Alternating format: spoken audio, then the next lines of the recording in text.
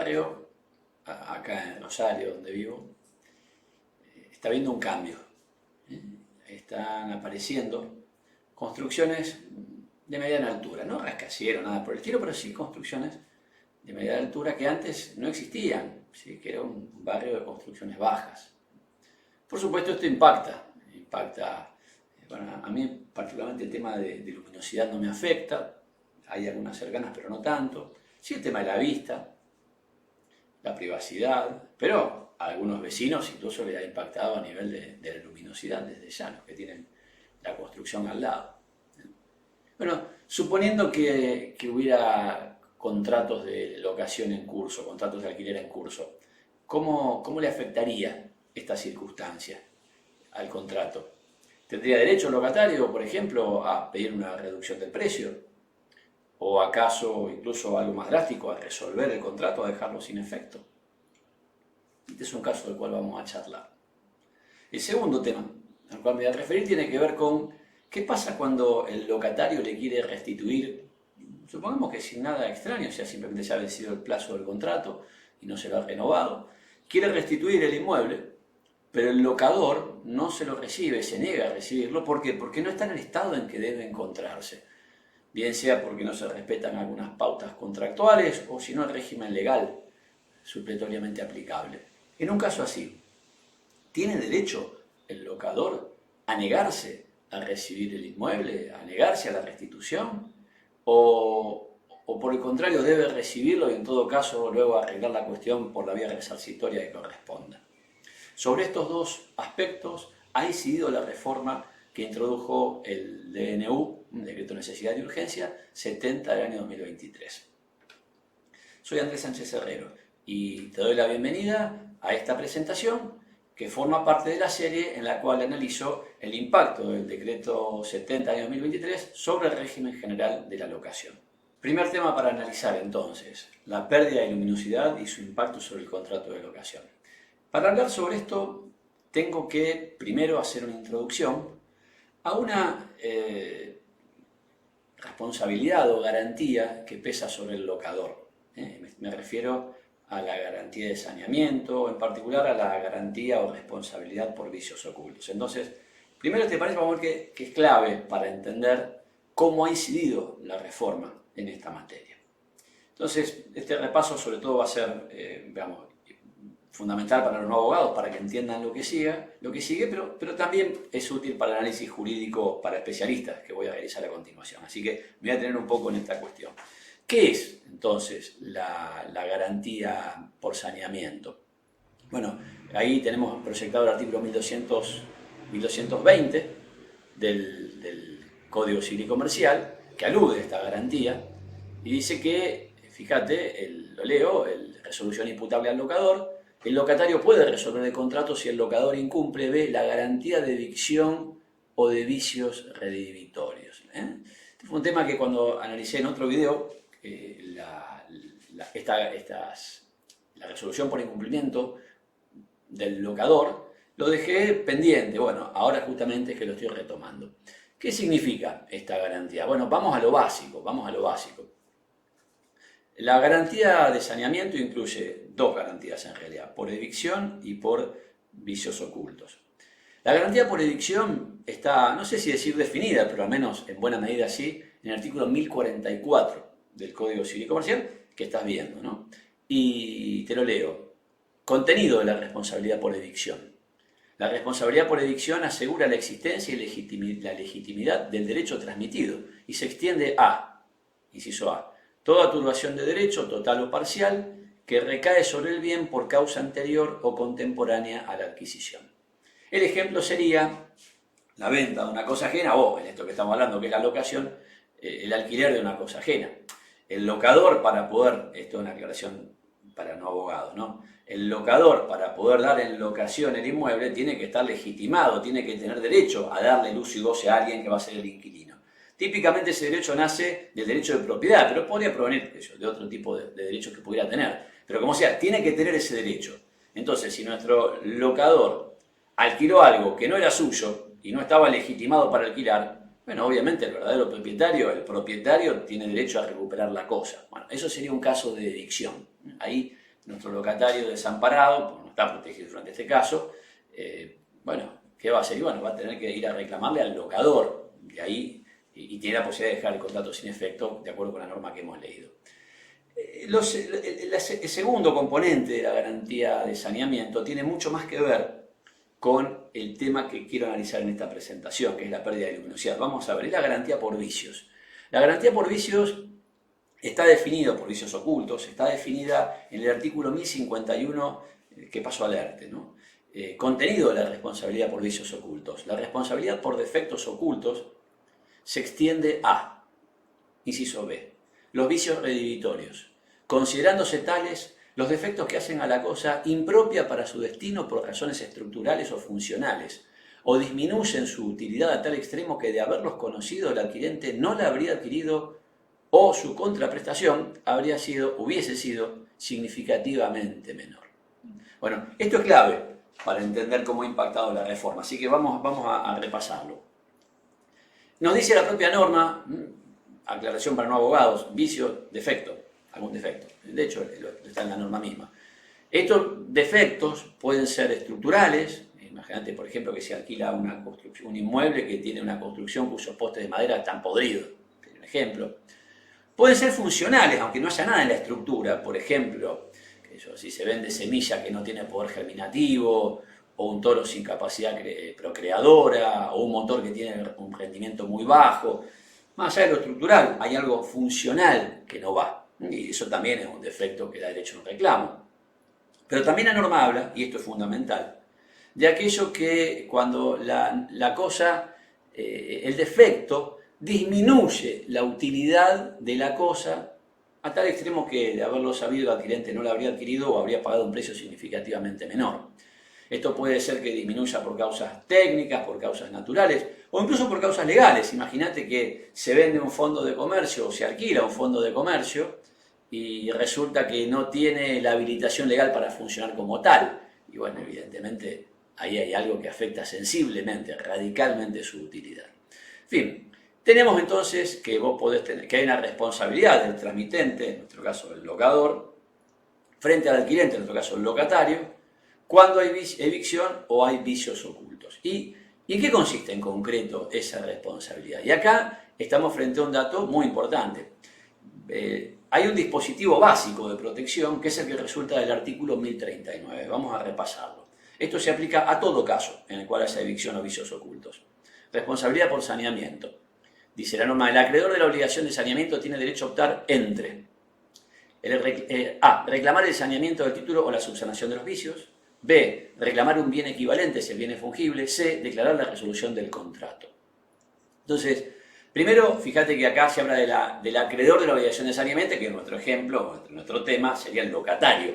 Él tiene derecho al saneamiento.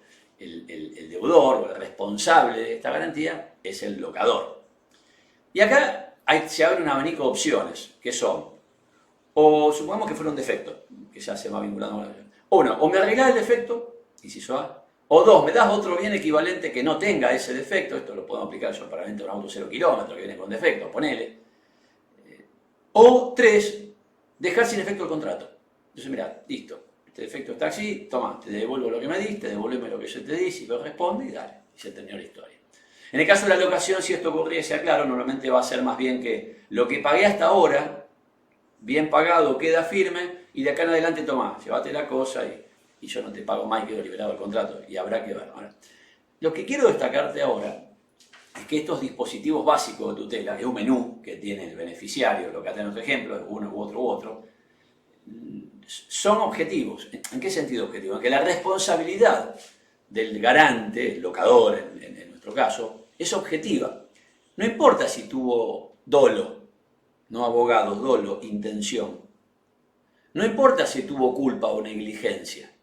No importa. Esto es objetivo. Basta el hecho objetivo de que esté el defecto para que el adquirente, nuestro locatario, pueda optar entre cualquiera de estas tres opciones.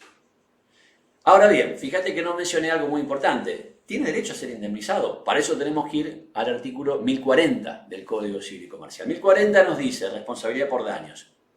El acreedor de la obligación de saneamiento también tiene derecho a la reparación de los daños en los casos previstos en el artículo 1039, excepto si el enajenante no conoció ni pudo conocer el peligro de la evicción o la existencia de los vicios. ¿Qué nos está diciendo esta norma? Que para tener derecho, además de a elegir alguno de los medios de protección anteriores, a ser indemnizado, es decir, que el locatario puede decir al locador, mira, indemnizame, para tener derecho a eso, ahora sí hace falta que el locador haya obrado con dolo, intención, es decir, que deliberadamente sabía que tenía un defecto y se la dio a la cosa, o con culpa, cuando a lo mejor no sabía que la cosa tenía un defecto, pero si hubiese obrado con diligencia, habría debido darse cuenta de que la cosa tenía un defecto. Si alguna de estas dos notas concurre, entonces sí, y solo entonces, nuestro locatario tiene derecho a ser indemnizado. Hasta acá, el régimen general de la evicción y los vicios ocultos. Vamos a ver ahora, ¿sí?, cómo impacta, cómo se regula la cuestión específica de la pérdida de luminosidad. El tema, primero veamos cómo estaba regulado antes. Y esto es importante, no tanto por conocer un régimen que ya se termina aparentemente, digamos, suponiendo que salvo que el decreto no sobreviva al Congreso, pero que se termina, sino porque, como vamos a ver, muchas de las cuestiones interpretativas respecto de cómo funcionaba el sistema antes inciden en cómo va a funcionar ahora. Porque ya te lo anticipo, el DNU lo que hizo fue derogar el artículo que ahora te voy a leer. Este artículo es el artículo 1204, lo estarás viendo, y veamos lo que dice. Pérdida de luminosidad del inmueble. La pérdida de luminosidad del inmueble urbano por construcciones en las fincas vecinas no autoriza al locatario a solicitar la reducción del precio ni a resolver el contrato, excepto que medie dolo del locador.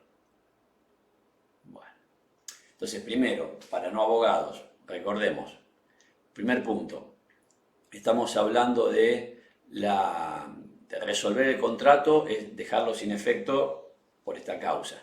Dolo del locador es cuando el locador, digamos, acá no es que tenía intención de privar de luminosidad, sino que sabía que iba a perder la luminosidad y no obstante esto lo alquiló sin avisarle nada al locatario. Bien, en estos casos es que se plantea la situación prevista en la norma. Entonces, el punto es que, y por decir, pero ¿esto qué tiene que ver con lo que hablábamos antes? Y bastante, porque la pérdida de luminosidad sería, ojo, pérdida de luminosidad porque te construyeron una finca vecina, como el ejemplo con el que arranqué este caso, esta presentación, ¿no? La pérdida de luminosidad sería un caso, o podría a primera vista encuadrarse como un caso de vicios, como un caso de defectos.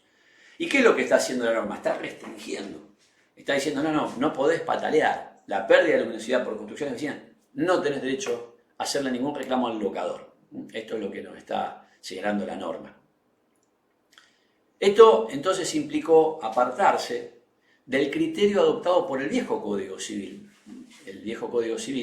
que rigió hasta el año 2015, en cuyo artículo 1605, al contrario, se decía, y te lo voy a leer, son vicios redivitorios en las fincas urbanas volverse oscura la casa por motivos de construcciones en las fincas vecinas. Punto ahí. Entonces, dos políticas distintas para tratar esta temática. ¿Por qué el artículo 1204 hizo esto? ¿Por qué barrió con el artículo, con la norma que estaba en el código anterior? Bueno, se han dado algunos argumentos, y yo quiero repasarlos. Insisto, porque esto incide mucho en cómo es el régimen que tenemos en la actualidad, ya vas a ver por qué. Primero se dice, esto es una circunstancia ajena al locador. ¿Por qué va a responder por lo que hagan los vecinos construyendo un inmueble? Pero acá hay un error. Que la circunstancia sea ajena al locador, o sea que no se ha tenido ni culpa ni dolo, no ha sido un obstáculo para que se lo haga responder por los vicios en general, por el saneamiento, ya lo vimos, artículo 1039. O sea que ese no puede ser el fundamento de esta norma, no puede ser el fundamento de esta norma. Eso no quita que el legislador pueda decir, bueno, yo tengo alguna razón por la cual en este caso no quiero que el locador responda, pero el fundamento no puede ser, porque él no tuvo nada que ver. Porque si ese es el fundamento, no deberíamos tener régimen general, en clave objetiva, de la responsabilidad por evicción y por vicios ocultos. Fíjate además que esto también se ha dado un segundo argumento. Se dice, es una circunstancia posterior al contrato.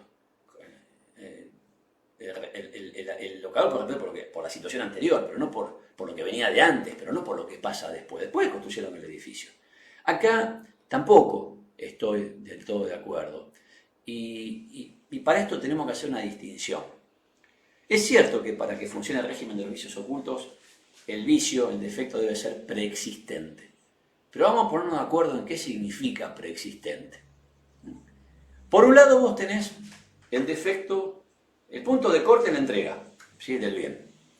Entonces, por un lado tenés el defecto que era anterior, ya existía antes y ya era visible al tiempo de la entrega. Por supuesto que el locador no responde por ese vicio, porque era aparente, era evidente. En el momento de la entrega el locador estaba en perfectas condiciones de darse cuenta de cuál era el problema que ahí se presentaba. Que patalee ahí o calle. Punto. Entonces ese sería un poco para aplicar el régimen de los vicios ocultos. Insisto, oculto no sería eso. En el otro extremo podemos ubicar el caso en el cual un defecto nace después y se evidencia después. Vamos a imaginarlo con un animal. Si yo te vendo un animal que está enfermo y que cuando te lo entrego se nota que está enfermo, eso yo no respondo porque no es un vicio oculto. Al revés, si te entrego un animal que está sano y se enferma después, y por ende se demuestra después que está enfermo, tampoco respondo porque no era anterior. Ahora bien, si yo te entrego un animal que cuando te lo entrego en apariencia está sano, pero no está sano, ya está en germen la enfermedad, solo que se manifiesta después, ahí tenemos la responsabilidad por vicios ocultos. Es oculto, porque no se veía en el momento de la entrega, pero es anterior porque la causa es anterior. ¿Bien? Entonces, el argumento de que, vuelvo al artículo, esta es una circunstancia posterior a la contratación, no es de recibo, porque puede que sea posterior en cuanto a la construcción del edificio, pero el punto que hay que ver es cuál es la causa, de dónde viene esto. Imaginemos el caso en el cual el locador sabe que hay un proyecto en marcha de construir un edificio en el predio vecino. E igual lo alquila sin decirle nada al locatario que no tiene la menor idea del asunto. Pero recién después se construye el edificio. Y la construcción es posterior, pero la causa es anterior. ¿Bien? Entonces, este argumento tampoco es de recibo. Hay un tercer argumento que es que, bueno, que la pérdida de luminosidad ya no tiene la importancia que tenía en otros tiempos, por ejemplo en los tiempos del viejo Código Civil. Bueno, a ver, está bien, está la energía eléctrica, tener luz eléctrica, lo que vos quieras, pero anda a contarle a la gente que tiene esta construcción al lado que eso no tiene tanta importancia. Digo, yo lo estoy viviendo. No me afectó la luminosidad, pero el vecino a la cual le afectó la luminosidad. Ah, no, pero tiene energía eléctrica. Y no deja de perjudicarme. Por otro lado, tenés un problema de vista, tenés un tema de pérdida de privacidad. Todas cosas que tenés que tolerar en la normal convivencia si se respetaron las reglas urbanísticas, pero diga que yo no puedo hacer un reclamo a un locador, o que por lo menos a mí no me haya perjudicado. A lo mejor me tengo que asumir el perjuicio, pero no me despaches diciendo que es porque no tengo un perjuicio, porque el perjuicio puede tener ese locatario. Otro argumento que no compro. Cuarto argumento, se dice que esto no es un vicio oculto porque no afecta el disfrute de la cosa, pero no su materialidad. Bueno, leímos juntos las normas. En ningún lugar esta norma dice que el defecto tiene que ser algo que afecte la materialidad de la cosa. Por último, un quinto argumento, que es el único que por ahí me hace vacilar un poco, es aquel que establece que el defecto en este caso no proviene de la cosa en sí, que como todos los ejemplos que te di antes, sino que proviene de otro lado, que es de un inmueble vecino. Bueno, claro, este argumento presupone que para que un vicio sea oculto tiene que afectar la cosa, tiene que provenir de la cosa en sí, pero eso no está en la ley. ¿Bien? Y ahora, actuando de buena fe, yo lo dejo planteado al asunto. Hay un locatario. Alquila un inmueble y no sabe nada de que le van a hacer un edificio al lado. Se lo hacen. Dejemos al lado el caso grosero en el cual el locador lo sabía y que obviamente tiene que responder. El locador no lo sabía. ¿En serio realmente consideramos que esto no afecta a la utilidad del inmueble locado? No me cierra. Insisto, no veo la restricción legal para soportar este quinto argumento. Por ende, con más dudas, lo despacho, lo descarto. Entonces, ¿por qué me detuve en todo esto? Le voy a decir, ¿por qué estamos hablando tanto de los fundamentos de la norma que desapareció? Justamente porque prácticamente todos estos argumentos apuntan a lo mismo. A que en el fondo esto no es un vicio oculto. A que en el fondo esto no es un vicio al cual se le aplique el régimen general de los vicios ocultos. Entonces vos dirías, bueno, si no se le aplicaba el régimen general de los vicios ocultos, ¿por qué hay una norma específica que repite lo que ya resulta de la regla general? Uno puede decir, bueno, para aclarar, ¿sí?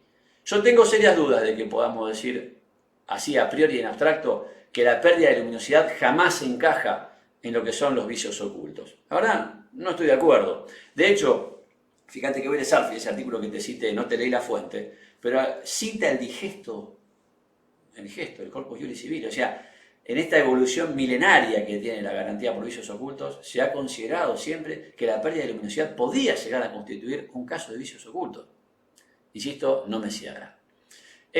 Bueno, para ir cerrando el análisis de esta norma, hay algunos supuestos en los cuales está claro que el locador va a tener que responder. Primero, si se lo pactó así, obvio, autonomía privada. Segundo, también cuando publicitó el contrato, digamos de una manera que daba a entender que no iba a tener este defecto. Algunos dicen esto es para relaciones de consumo. Yo digo es para todo caso, hacia la buena fe contractual. Ahí también va a tener que responder. Y por supuesto el caso en que prevé la norma, que es cuando hubo dolo del locador. Es decir, cuando el locador sí sabía que luego iba a haber construcciones vecinas que afectarían la luminosidad del inmueble. En fin, hasta acá el régimen anterior. ¿Qué hizo el DNU 70 del año 2023? Simple, derogó el artículo 1204. ¿Sí? O sea que si nos vamos a manejar, ¿y ahora en qué situación queda esto? Bueno, se tiene que manejar por las reglas generales, por eso me detuve tanto a analizarlo. Para los críticos que te referí, por las reglas generales el locador no debería responder. Igualmente, o sea que en este sentido la derogación de la norma mucho no estaría cambiando. A mi modo de ver, sí, digamos, no puedo en abstracto decir que esto sea así. En ciertos casos la pérdida de luminosidad podría llegar a implicar un vicio oculto que daría lugar a la responsabilidad consiguiente del locador. Por eso me remito a todo lo que estuvimos charlando antes. No digo que siempre lo sea, digo que puede llegar a serlo. Y que ahora ya no hay un artículo que le cierre la posibilidad al locatario de hacer el reclamo respectivo. O sea que para mí sí modifica el régimen anterior esta derogación a la que estoy aludiendo. Por último, una reflexión. En una reforma legislativa que en lo que hace al contrato de locación claramente fue la línea de ir cortando derechos del locatario, con la mejor intención, a lo mejor porque dicen que así van a dinamizar el mercado locativo y se va a beneficiar el locatario. Yo no estoy cuestionando a las intenciones, pero digo que claramente fue quitándole... Bueno, esta norma, la derogación de esta norma es algo un poco extraño, ¿no? Porque va en el otro sentido, le abre la puerta al locatario para que pueda llegar a hacer reclamos al locador que, de haber estado vigente la norma derogada, definitivamente no habría podido. Pasemos al segundo tema, que va a ser ya mucho más cortito. Teníamos un artículo que era el 1222, ahí lo tenés proyectado un fragmento. En ningún caso el locador puede negarse a recibir las llaves del inmueble o condicionar la misma, sin perjuicio de la reserva por las obligaciones pendientes a cargo del locatario. Entonces, primero partamos del supuesto de hecho. Hay un inmueble que se está restituyendo y no están las condiciones en que debe ser restituido. Insisto, porque aparte de lo que se pactó o de lo que establece la ley. Partamos de esa base, porque obviamente que si el inmueble además está en buenas condiciones, la negativa del locador carece de fundamento. Pero no están las condiciones apropiadas. Lo que esta norma está diciendo es, aún en ese caso, el locador no tiene derecho a negarse a recibir el inmueble. Lo tiene que recibir en todo caso que se arregle después con el locatario, que haga reclamos resarcitorios, correspondientes, etc. Era una norma de orden público. O sea que no valía el pacto en contrario. ¿Y qué fue lo que hizo el DNU? La derogó. Y por lo tanto, ¿ahora qué pasa? Bueno, queda margen por supuesto las partes podrán pactar lo que quieran en la materia. Y si eventualmente se pactase que el locador tiene derecho a negarse, ya no hay ninguna discusión de que tiene derecho a hacerlo, o al revés, ¿no? Claro, la cuestión queda, ¿y qué pasa si no se pactó nada? Porque ahora ya no hay una norma que lo regule. Y esto se tiene que manejar por los principios generales, los principios del pago. Creo que va a dar lugar a alguna polémica. La cuestión, me parece, ha quedado más abierta. ¿Alguna reflexión, alguna crítica? En fin, cualquier aporte que quieras hacer, cualquier duda también, puedes dejar en la sección de los comentarios. Si estás interesado o interesada en conocer más sobre la temática de la locación y cómo le impactó el decreto de necesidad y urgencia, te invito a que veas las demás presentaciones que forman parte de esta serie.